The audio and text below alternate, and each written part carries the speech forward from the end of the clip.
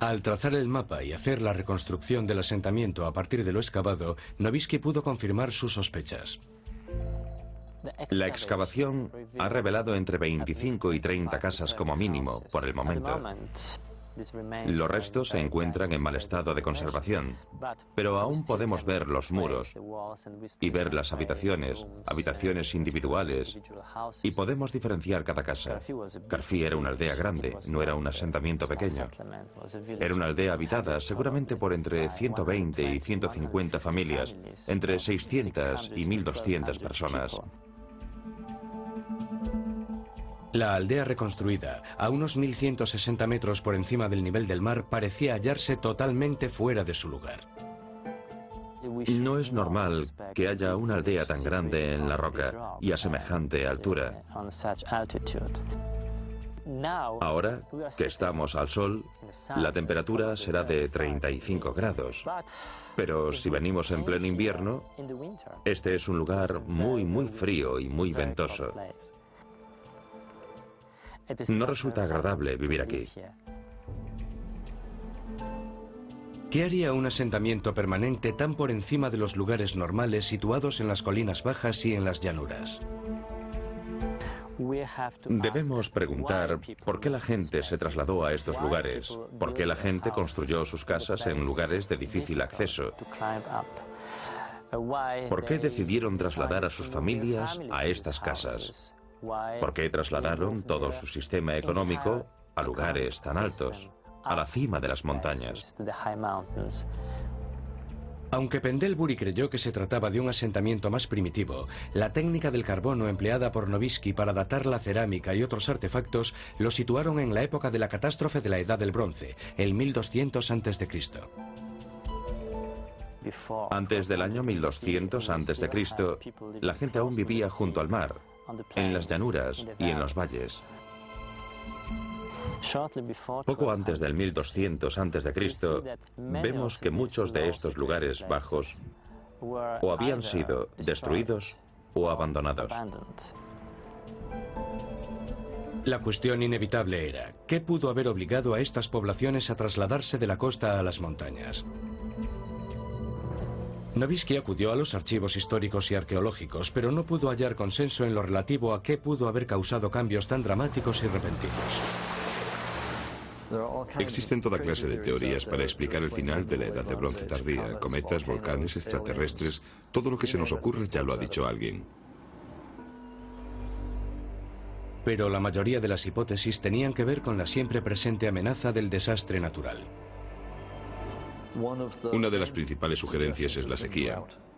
Que existió una sequía implacable por todo el Egeo y el Mediterráneo oriental, que incluso podría haber llegado a Europa. El nivel de las aguas del Mediterráneo había descendido considerablemente a finales de la Edad de Bronce tardía.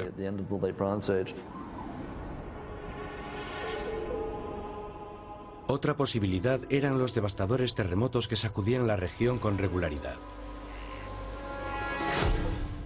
En el Egeo y en el Mediterráneo oriental existe un cierto número de lugares destruidos por un terremoto en un plazo de 50 años a finales de la Edad de Bronce tardía.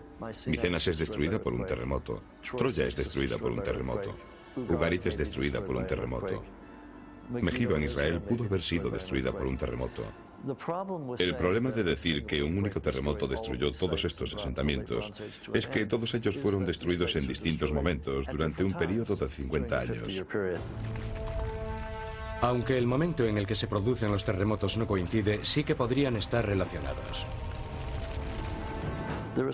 Hay una cosa que los geofísicos llaman secuencia de terremotos o tormenta de terremotos, en la que un terremoto no libera toda su tensión en la falla, sino que solo libera una parte de la tensión. La siguiente parte la liberará un año después, 10 años después, y luego la falla se abre de este a oeste, o de oeste a este, o de norte a sur, y eso es lo que se llama una secuencia o tormenta de terremotos, que pueden durar entre 30 y 60 años. Muchas de las ciudades que son destruidas por un terremoto o bien están en una falla o en una zona sísmicamente activa. De hecho, si trazamos un mapa de los lugares destruidos a finales de la Edad del Bronce tardía por un terremoto, sobre un mapa de zonas sísmicamente activas, guardarán una correlación casi perfecta.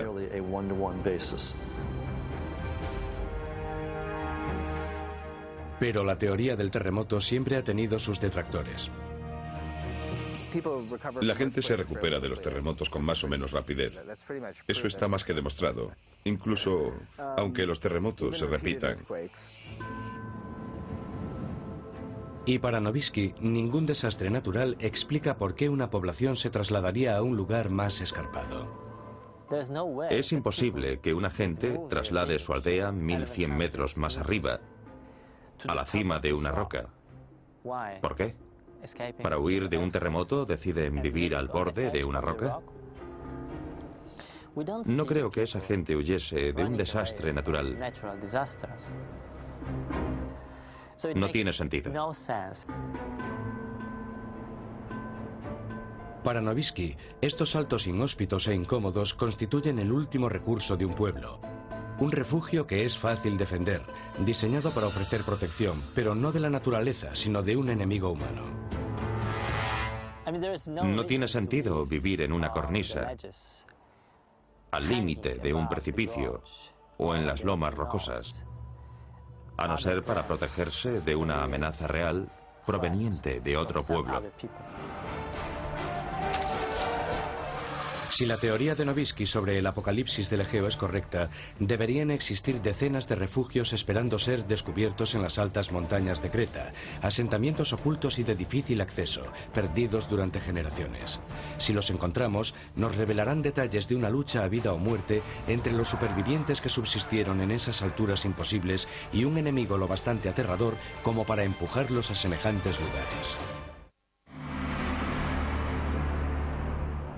Existen muchas teorías que intentan explicar cuál pudo ser la causa del apocalipsis del 1200 a.C., que destruyó la poderosa edad del bronce de los hititas, cananeos, micénicos y minoicos. Algunos culpan a los desastres naturales, la enfermedad y las plagas, e incluso a la cólera de un dios airado. ¿Pero pudo haberse tratado de un enemigo humano?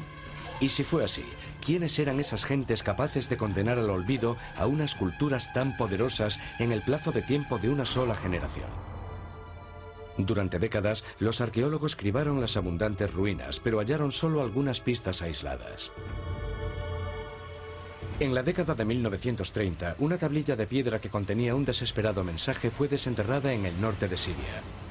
Hallada en el palacio de Ugarit, destruido por un incendio alrededor del 1200 a.C., constituía un indicio de la destrucción que se iba a producir. El rey de Ugarit dice: Padre mío, hemos avistado 7 naves enemigas. Ya han causado mucho daño a mi país. Si ves alguna más, por favor, avísame. La tablilla no llegó a enviarse. Se encontró en el horno a punto de encenderse, cuando, obviamente, las naves enemigas regresaron y destruyeron la ciudad. ¿Quién era ese enemigo que llegaba desde el mar? Solo una cultura, Egipto, sobrevivió al colapso de la Edad de Bronce y podría, por tanto, poner nombre a ese enemigo. Los jeroglíficos antiguos hablan de un enemigo aterrador, los guerreros conocidos solo como los pueblos del mar.